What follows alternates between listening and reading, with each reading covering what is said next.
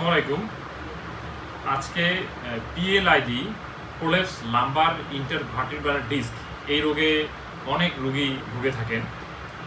আসলে পিএলআইডিটা কি হয়, আমাদের মেরুদণ্ডে কোথায় সমস্যা হয় এবং এর ফলে আমাদের কোমরে, পায়ে এবং পায়ের নিচের দিকে মাংসপেশিতে কীরকম সমস্যা হয় সেই বিষয়ে আমি একটু কথা বলবো, যাতে রোগীরা বুঝতে পারে যে তার কোন জায়গায় ডিস্ক প্রোলেপস বা চাপটা পড়েছে। এক্ষেত্রে নার্ভ রুট আছে, একটা কথা যে নার্ভ রুটে নাকি একদম স্পাইনাল কর্ড মেরুদণ্ডে চাপটা পড়েছে। অনেকে এটা নিয়ে কনফিউশন থাকে যে আমার চাপটা কোথায়। আমরা বলি যে রগে চাপ পড়ছে, মাংসপেশি চাপ দিছে, আসলে সেরকম না। আমি একদম একটা ক্লিয়ার কনসেপ্ট দিচ্ছি আজকে যে পিএলআইডি এই ডিস্ক প্রোলেপস হলে বা লাম্বার আমাদের ডিস্কটা প্রোলেপস হলে আসলে কোথায় হয় এবং আমাদের কি কি সমস্যা হতে পারে সেটা আমি আজকে এই ডেমো এই স্পাইনটাতে আমি দেখাবো। হ্যাঁ, এদিকে নিয়ে এসো। এটি হচ্ছে আমাদের স্পাইনটা। হ্যাঁ, আমাদের হোল স্পাইন, এটা ডেমো, এটা একটা। তো এখানে ঠিক এরকম, এদিকে দেখো, এই স্পাইনে আমাদের এটা হচ্ছে আমাদের একদম শেষের যে হাড়টা, আমরা বসে থাকি যে হাড়টা আমাদের একদম চোখা হাড়টা, হ্যাঁ, কক্সিক্স বলি আমরা বসলে এই হাড়টা আমাদের এখানে থাকে আর কি। হ্যাঁ, আর দুই পাশে আমাদের বাটক থাকে। আচ্ছা, এখন এটা কোমরের একটা মেরুদণ্ড। কোমরে আমাদের 5টা হাড় থাকে। তো ঠিক এরকম এই যে একটা হাড়, এটা হচ্ছে L5, এটা হচ্ছে L4, এই L4 L5, হ্যাঁ, এর মাঝখানে এই যে একটা জেলি আছে, এটা হলো এই ডিস্ক। যে ডিস্কটা আমাদের প্রোলেপস হয়, যে ডিস্কটা আমাদের বের হয়ে যায়, সেই ডিস্ক হচ্ছে এইটা, এই জেলিটা। এটা আবার একদম যে খুব নরম জেলির মতো আমরা যেরকম জেলি খাই ঠিক ওরকম না, একটু শক্ত থাকে, হ্যাঁ, একটু কুরকুরি টাইপের থাকে। আচ্ছা, যেটা হয় আমরা যখন বসি, হাঁটি বা অনিয়ম করি, যখন আমরা বিভিন্ন রকম ভারী জিনিস তুলি বা লং জার্নি করি, বেশি ঝুঁকে যাই, তখন আমাদের সবচেয়ে বেশি চাপ পড়ে এই কোমরের মেরুদণ্ডেই চাপটা পড়ে। এবং এই চাপটা, এই ওজনটা এই হাড় দিয়ে, এই যে জেলি, এই জেলিগুলো দিয়ে এগুলো আমাদের পা দিয়ে মেঝেতে চলে যায় এই চাপটা। তো আমাদের বডির সবচেয়ে বেশি চাপ বা শক এই ডিস্ক, কোমরের এই ডিস্কগুলোকে অ্যাবজর্ব করতে হয়। এই জন্য সাধারণত কোমরেই পিএলআইডি সবচেয়ে বেশি হয়। অনেকের প্রশ্ন থাকে যে কোমরেই কোনো পিএলআইডি হয়, পিঠে, বুকের দিকে যে মেরুদণ্ডগুলো আছে ওখানে হয় না কেন? তো আমাদের প্রতিটা বডির চাপ, প্রতিটা বডির অ্যাক্টিভিটি, সবগুলোর ওজন আমাদের এই কোমর দিয়ে, পা দিয়ে মাটিতে চলে যায়। তাই সবচেয়ে বেশি ডিস্ক প্রোলেপস হয় এই কোমরটা।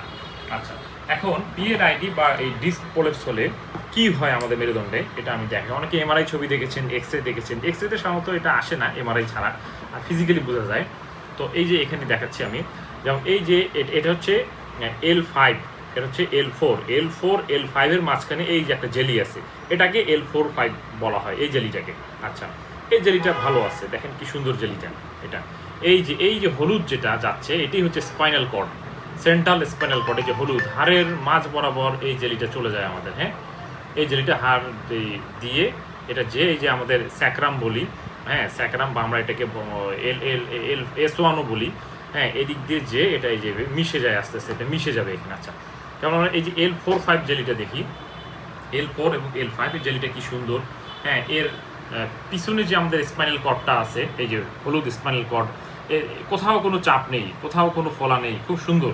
হ্যাঁ, এই যে এটা হচ্ছে নার্ভ রুট, এটা হচ্ছে নার্ভ রুট। এই রুটে যদি চাপ পড়ে তাহলে ব্যথা এক সাইডে আসবে। হ্যাঁ, যদি আমার বাম পাশে চাপ পড়ে, এই যে বাম পাশে চাপ পড়লে, হ্যাঁ, এই বাম পাশে চাপ পড়লে এখানে যদি আমাদের জেলি ফাটা থাকে তাহলে ব্যথাটা বাঁ দিকে চলে আসবে। আর যদি ডান পাশে চাপ পড়ে তাহলে ডান দিকে আসবে। আর যদি আমাদের জেলিটা, ডিস্ক প্রোলেপসটা এই সেন্ট্রালি হয়, একদম মাঝ বরাবর হয়, তাহলে ব্যথাটা দু পা দিয়েই আসার সম্ভাবনা থাকে। আচ্ছা, ঠিক এরকম এই যে একটা জেলি আমি দেখাচ্ছি, এই যে এই জেলিটা দেখেন, যে এই জেলিটা লাল হয়ে ফুলে গেছে। হ্যাঁ, লাল হয়ে ফুলে গেছে, অনেকটা এরকমই হয়। ঠিক এই জেলিটা আমার এই যে ডান পাশের যে নার্ভ রুট, এই রুটে কিন্তু প্রোলেপস করে গেছে। এটাই হচ্ছে যে পিএলআইডি হয়ে গেছে প্রোলেপস। হ্যাঁ, লাম্বার ইন্টারভার্টিব্রাল ডিস্ক, দুই মেরুদণ্ডের হাড়ের মাঝখানে যে ডিস্কটা থাকে, এটাই প্রোলেপস করে গেছে। যার ফলে এই যে এই রুটে যখন চাপ লাগবে তখন আমার ডান পাশ দিয়ে ঝিঝি আসতে পারে, ব্যথা তো থাকবেই, অনেক সময় জ্বালা পোড়া হবে, অনেকে বলে যে টান দিয়ে ধরে, হ্যাঁ, অনেকে আবার বলে যে সুইয়ের মতো নাকি গুঁতা দেয়, হ্যাঁ, তারপরে পায়ের তলার দিকে জ্বালা পোড়া হতে পারে, এই ধরনের সমস্যাগুলো হবে। হ্যাঁ, তো এক্ষেত্রে আমরা দেখতে পাচ্ছি যে এই নার্ভ রুটে কিন্তু এই ডিস্কটা এখানে চাপ দিয়ে দিছে, যার ফলে ডান পাশে যাবে। আচ্ছা, এই প্রলেপসটা যদি আমার এখানে হতো, এই মাঝ বরাবর এই সেন্ট্রাল স্পাইনাল কর্ডে হতো, তাহলে কিন্তু ব্যথাটা আমার দুই পাশেই চলে আসতো, দুই পায়ে পিছন দিয়েই চলে আসবে। অনেক সময় আমাদের কুচকির দিকেও কিন্তু ব্যথা আসে, আমরা অনেক রুগী পাই যে কুচকিতে প্রচণ্ড ব্যথা হয়, তো এটা কিন্তু পিরিয়ডের কারণে সম্ভাবনা থাকে। আচ্ছা, এই প্রলেপসটা যদি আমার এই বাম পাশে হতো, এই পাশে, তাহলে কিন্তু শুধু বা পাশের আমাদের গ্লুটস পাসার মাংস যেটা আমরা বলি, ওদিক দিয়ে পায়ের পিছন দিয়ে কাপ মাসেল বলি আমরা, পায়ের নিচের যে মাংসপেশি আমি দেখাচ্ছি, ওই দিক বরাবর ব্যথাটা চলে আসবে। হ্যাঁ, তাহলে ধরেন যদি এই রুগীর আমার এরকম ডান পাশে নার্ভ রুট কম্প্রেশন হয়, হ্যাঁ, বা না ডান পাশে যদি আমার এই নার্ভ রুটে ডিস্কটা প্রলেপস হয়, তাহলে রুগীর কী কী সমস্যা হতে পারে আমি একটু দেখাই। দাঁড়ান তো, এখানে দাঁড়ান, ডান পাশেটা, তাই না? আর ধরেন নার্ভ রুটে যদি রুগীর চাপ পড়ে, তাহলে কোমরে ব্যথা তো থাকবেই, সেখান থেকে এদিকে আসুন, এদিকে দেখো, সেখান থেকে আমার একদম এই যে এখান থেকে তৈরি হবে এই সাইটিক নার্ভ বরাবর এই গ্লুটসের যে মাংসপেশিটা আছে, হ্যাঁ, পাছার মাংসটা, একদম এদিক দিয়ে ব্যথাটা আর এই যে এদিক দিয়ে দিয়ে দিয়ে দিয়ে এখানে যাবে। অনেক ক্ষেত্রে এই কাফ মাসেল পায়ের নিচের মাংসপেশি দিয়ে ব্যথাটা পায়ের তলা পর্যন্ত চলে যায়। অনেক সময় পায়ের এই যে এই দিকে একটা নার্ভ আছে, এদিক দিয়েও এটা আমার পা দিয়ে চলে যাবে। আচ্ছা, আর সেক্ষেত্রে আমি আবারও বলছি যে শুধু ব্যথা না, জ্বালা পোড়া, রুগীদের প্রচুর কমপ্লেইন থেকে যে টান চলে আসে, প্রচুর টান আসে, এখানে এখানে এদিকে প্রচণ্ড টান দিয়ে ধরে, এটা রুগী খুবই যন্ত্রণা পায় এই টানটায়।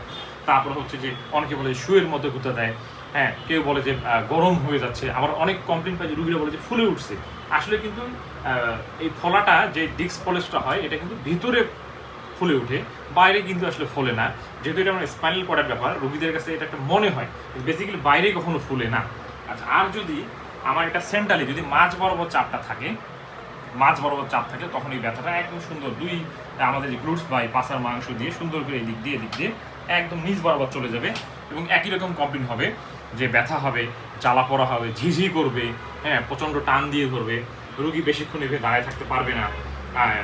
দেখা যাচ্ছে 8-10 কদম হাঁটলেই রুগী পায়ে শক্তি কম পাবে, আঙ্গুলের দিকে অনেক সময় পায়ে বেশি যদি সমস্যা থাকে, তাহলে পায়ের আঙ্গুলের দিকে বোধ কম পায়, পায়ের আঙ্গুলের রুগী বলে যে এই পাশে বোধ পাচ্ছি না, বা হাঁটতে গেলে মনে হচ্ছে যে একটু উঁচু নিচু মনে হচ্ছে।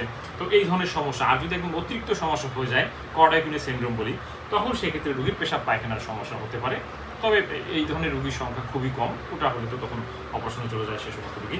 যাই হোক, তো আমরা চাবো যে তার আগেই যে বসেন, যে আমাদের এই যে জেলিটা প্রলেপস করে যায়, এটা কিন্তু ফিজিওথেরাপির মাধ্যমে খুবই সহজভাবে, এবং 1, 2, 3, 4 4টা গ্রেড থাকে, তো 3 গ্রেড পর্যন্ত খুব সহজেই আমরা এই জেলিটাকে আবার তার পূর্বের অবস্থানে বসায় দিতে পারি। এবং এমআরআইতে দেখা যায় যে হ্যাঁ, প্রথমে একটা রুগীর যখন আমরা এমআরআই দেখি, 2-3 মাস পর আবার একটা এমআরআই করলে দেখা যাচ্ছে অনেক চেঞ্জ চলে আসছে, অনেকখানি জেলিটা সরে গেছে। তো এটা দেখানোর উদ্দেশ্য হচ্ছে, অনেকে মনে করে যে কিছু ভেঙে গেছে, না, আসলে কিছু ভেঙে যায় না, যেই জেলিটা থেকে সেটাই চাপে একটু প্রলেপস হয়ে আসে, প্রলেপস হয়ে আপনার হয় স্পাইনাল কর্ডে অথবা আমার নার্ভ রুটে চাপ দিবে। আবার সেটাকে আমরা ফিজিওথেরাপির মাধ্যমে সেটাকে আবার তার পূর্বের অবস্থায় আমরা সরাই দিতে পারবো, যদি রুগী আমাদের কাছে আর্লি চলে আসে। হ্যাঁ, তাহলে এই যে বাড়তি যে প্রলেপস হয়ে জেলিটা, যে চাপের ফলে জেলিটা বাড়তি হয়ে গেছে, এটাকে আমরা আবার তার আগের অবস্থায় সরাই দিতে পারবো, যার ফলে এখানকার যদি নার্ভ রুটের চাপ থাকে, সেই নার্ভ রুটের চাপটাও কমে আসবে, আর যদি সেন্ট্রালি চাপ থাকে সেই চাপটাও কমে আসবে। ফলে রুগীর ব্যথা, জ্বালা পোড়া, টান দিয়ে ধরা, ঘুতা দেওয়া, হ্যাঁ, ছুরির মতো হানা, এই যে সমস্যাগুলো, এগুলো রুগী অনেকটা কমে আসবে।